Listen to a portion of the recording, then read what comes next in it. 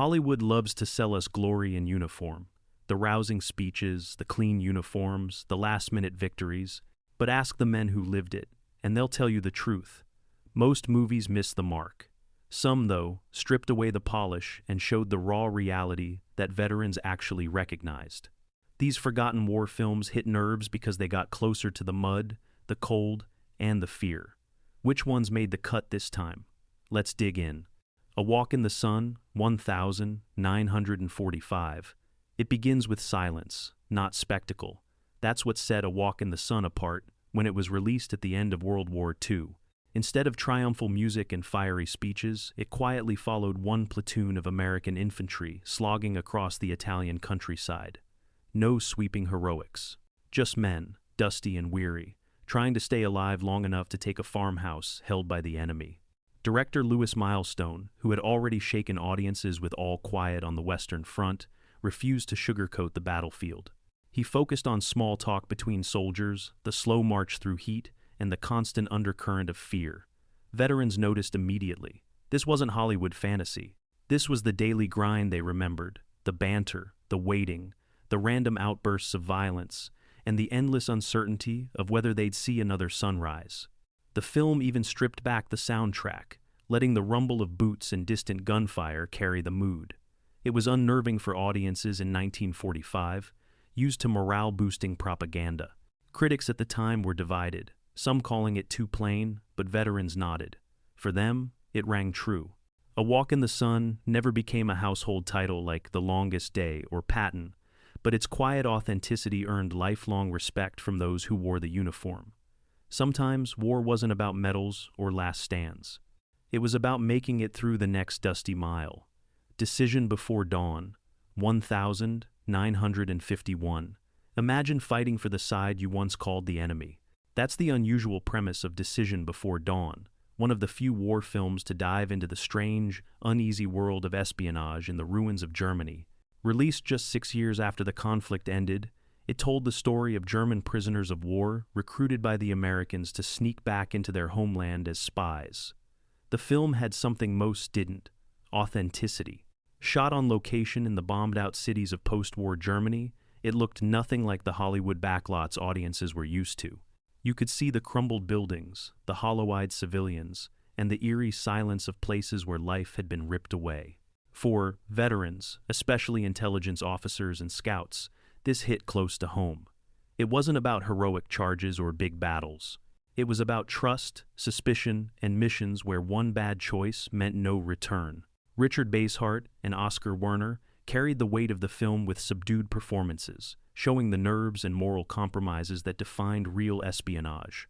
Veterans respected that the movie didn't glamorize spying. It made it look like what it really was: lonely, dangerous, and often thankless. Critics of the time applauded its realism, but general audiences didn't flock to it. Too heavy, too ambiguous. Yet, for those who had worked behind the lines, Decision Before Dawn felt like someone had finally told their story. Forgotten today by many, it remains one of the few films to portray the intelligence war with grit instead of glamour. Hell is for Heroes, 1962. Steve McQueen doesn't play a larger-than-life hero here. He plays a soldier scraping by. That was the power of Hell is for Heroes, a compact, low-budget war film that dropped audiences right into the monotony and misery of holding a forgotten patch of the front line in France. The plot sounds almost too simple. A handful of American soldiers ordered to defend a position with no reinforcements, no resources, and little hope. But that simplicity was exactly the point. Directed by Don Siegel, the film zeroed in on fatigue, paranoia, and the kind of small-scale action that defined most of the real war. Veterans loved it because it showed what many remembered: not dramatic charges, but digging in, staring into the dark woods, and waiting for something awful to happen. McQueen's performance was understated. His character, a prickly loner who knew too well that survival often meant cutting through the illusions of glory. James Coburn and Bobby Darin rounded out the cast, but the real star was the tone. Weary, raw, and stripped of Hollywood shine. For audiences in 1962, it wasn't a blockbuster. Too grim, too quiet. But for soldiers, especially those who had lived through the grind of holding pointless lines, Hell is for Heroes struck a chord. This was the forgotten side of war, the nights that stretched forever, the bad rations, the thin lines of men waiting for a fight they didn't want. The bridges at Toko-Ri, 1954. Where do we get such men? That haunting final line from the bridges at Toko-Ri still chills anyone who has seen it. Based on James Michener's novel, this Korean War film put the spotlight on naval aviators sent on what they knew were near-suicidal missions. Starring William Holden and Grace Kelly, the movie followed one pilot torn between his duty and his longing to get back home to his family. For veterans who flew over Korea, it was painfully accurate. The flight deck procedures, the cramped ready rooms, the long silences before launch, all of it mirrored their own experiences. The movie didn't offer Hollywood triumphs. Instead, it gave viewers a sobering reminder that not every mission ended with a victory lap. The dogfights were tense but not exaggerated. The carrier operations were handled with remarkable attention to detail, and the ending refused to comfort the audience with an easy win. When it came out in 1954, audiences weren't sure what to make of it. Some wanted more optimism, more cheer. Veterans, though, recognized the truth. They knew about missions that were all but impossible, where survival felt like a lottery. For them, the bridges at Toko-Ri got it right. This film doesn't appear on many greatest war movie lists today, but for those who wore flight suits and braced against the icy winds of the Korean conflict, it remains one of the most honest portrayals Hollywood ever attempted. Merrill's Marauders, 1962. If you want to know what jungle warfare really felt like, look here. Merrill's Marauders told the story of a legendary American unit sent deep into Burma during World War II, fighting exhaustion and disease almost as much as the enemy. Directed by Samuel Fuller, himself a veteran who had fought in Europe, the film was praised by those who knew how grueling long campaigns could be. Jeff Chandler starred as General Merrill, leading his men on a mission that demanded endless marches through swamps, mountains, and disease-ridden terrain. Fuller, even when working within studio limits, infused the movie with details that veterans respected: the blisters, the sleepless nights, the muttered complaints of men who felt they had been forgotten by higher command. Unlike many war movies of the era, Merrill's Marauders didn't glorify its subjects. Instead, it showed them as bone-tired, underfed, and often pushed to the breaking point. Veterans who had slogged through jungles in the Pacific or Southeast Asia said it captured the misery all too well. The film didn't dominate the box office, but it left a mark on those who had lived similar hardships. In fact, military historians often point to Merrill's Marauders as one of the few films that even tried to portray jungle campaigns realistically. No glossy backdrops, no swelling scores to ease the blow, just mud, sweat, and the nagging question of how much more a man can take before he breaks. The Naked and the Dead, 1958, war strips men down to their bones, and this film showed it. The Naked and the Dead, adapted from Norman Mailer's searing novel, dared to pull the mask off World War II and reveal soldiers not as clean-cut heroes, but as flawed, frightened, and sometimes broken men. Set in the Pacific, it followed a group of American troops on a mission through the jungle, carrying not just rifles, but grudges, insecurities, and festering resentments. Director Raoul Walsh brought a hard edge to the film, and while the studio forced him to soften some of Mailer's grimmest themes, enough of the raw truth survived to make veterans nod in recognition. This wasn't about good versus evil. It was about how power warped commanders, how fear chewed at the rank and file, and how survival meant facing not just the enemy in front of you, but the demons inside your own unit. The soldiers bicker, doubt, and crack under pressure. Details veterans said mirrored their own memories of long campaigns. Critics at the time were split. Some felt it was too bleak. Others thought it lacked the flash of more popular war dramas. But veterans knew. They'd seen selfish leaders and cowardice in the ranks. They'd felt the jungle pressing in like a noose. For them, The Naked and the Dead captured the uncomfortable truth. War didn't just test courage, it exposed character. Today, it's mostly forgotten, overshadowed by bigger war epics. But for those who served, it still stands as one of the few films that dared to show the cracks in the myth of the perfect soldier. Sands of Iwo Jima, 1949. John Wayne as a symbol of grit, but not untouchable. Sands of Iwo Jima gave audiences one of Wayne's most iconic roles, yet it wasn't the swagger that stuck with veterans. It was the authenticity stitched into the fabric of the film, telling the story of a Marine sergeant training Green recruits for the brutal campaign in the Pacific. The film leaned on real battle footage and input from veterans who had actually fought there. Marines respected the little things, the way weapons were carried, the nervous glances before battle, the exhausted slumps after long marches. Wayne's Sergeant Stryker wasn't painted as flawless. He was tough, abrasive, sometimes cruel, but undeniably human. For many veterans, that rang true. They had known leaders who barked, cursed, and demanded everything from their men, and who often paid the price themselves. The inclusion of the famous flag-raising scene on Mount Suribachi, recreated with the surviving Marines who had actually been there, gave the film a gravity that audiences couldn't miss. Critics hailed it as a stirring piece of patriotism, but veterans focused on the details that others overlooked: the sweat, the shouting, the tired eyes of men who knew the odds. Sands of Iwo Jima wasn't perfect, but it captured the spirit of endurance and sacrifice in a way few films dared. Veterans respected it for reminding the world that victory wasn't free, and that behind every famous photograph were men who had bled and broken to raise that flag. The Devil's Brigade, 1968. Forget polish. This was mud, sweat, and makeshift unity. The Devil's Brigade told the story of the 1st Special Service Force, a combined Canadian-American commando unit that fought in some of the harshest conditions of World War II.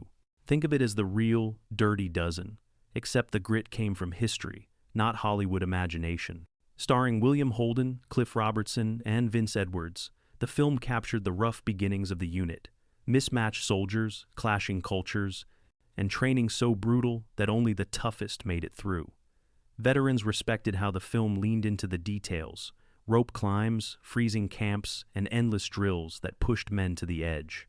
This wasn't glamorous montage material. It was survival school with blisters and bruises. When the unit finally went into combat, the film didn't shy away from the chaos.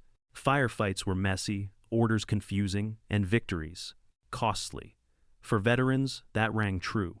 They knew teamwork wasn't built overnight. It was forged in pain, frustration, and the grudging respect of men who learned to depend on each other. The Devil's Brigade wasn't a blockbuster. Released in the late 1960 seconds, it was overshadowed by flashier war and action movies. But among veterans, it earned credibility. They knew the force was real, and they knew the kind of punishing grind the film portrayed. It's rarely talked about today, but for those who lived through commando training or combined operations, the Devil's Brigade felt like someone had finally put their sweat and sacrifice on the screen. Run Silent, Run Deep, 1958. Claustrophobia, distrust, and the constant dread of the deep. Run Silent, Run Deep is one of the most respected submarine films ever made, and veterans of the silent service nodded at its accuracy. Starring Clark Gable as a relentless captain and Burt Lancaster as his skeptical executive officer, the story played out less like a standard war picture and more like a chess match under crushing pressure. The film captured the tight quarters of submarine life. Men crammed together, sweat dripping from the pipes, tension so thick you could cut it. The authenticity wasn't an accident. The filmmakers had Navy advisors, and the set design recreated submarine interiors down to the smallest detail. Veterans recognized the procedures, the discipline, and the terrifying wait during depth charge scenes. That waiting game, knowing danger was near but unseen, was exactly what submariners remembered.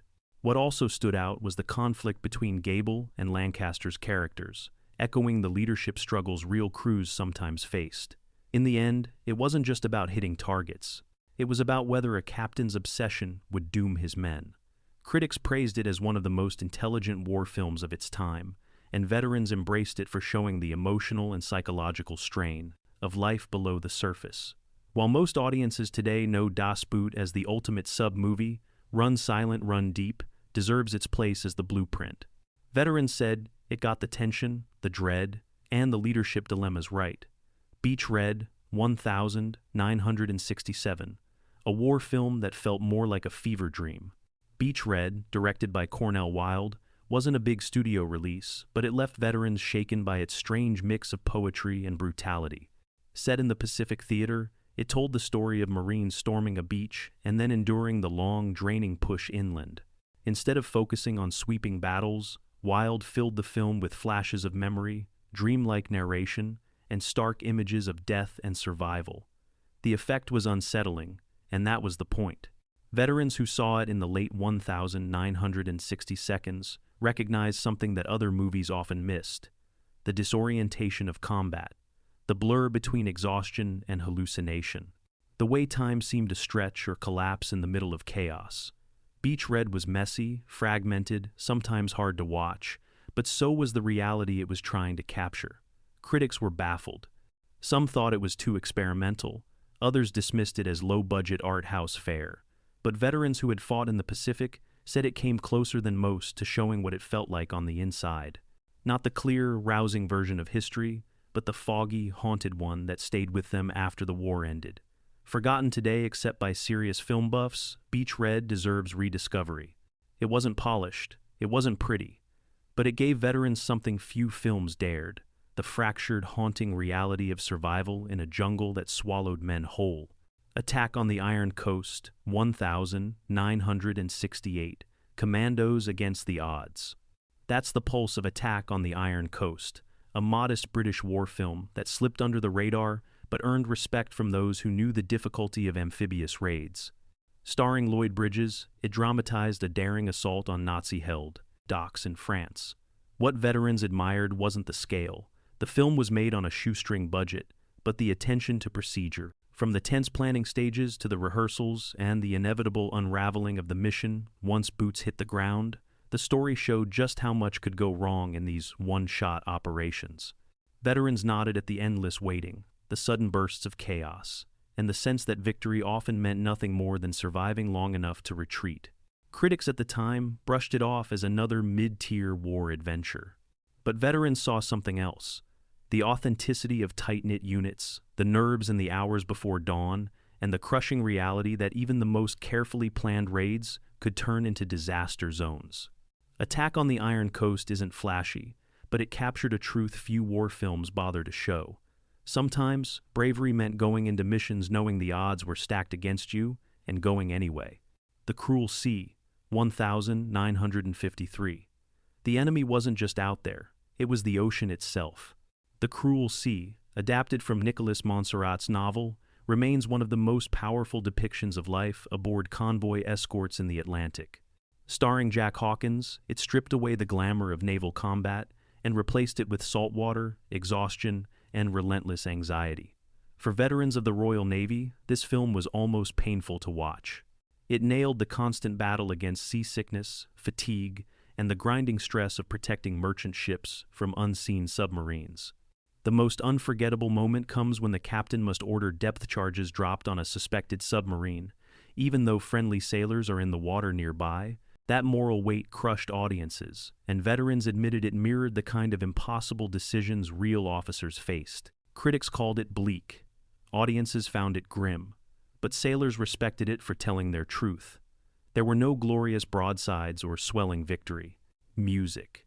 Just a reminder that for every dramatic clash at sea, there were months of misery, cold nights, and the endless watch for shadows in the waves.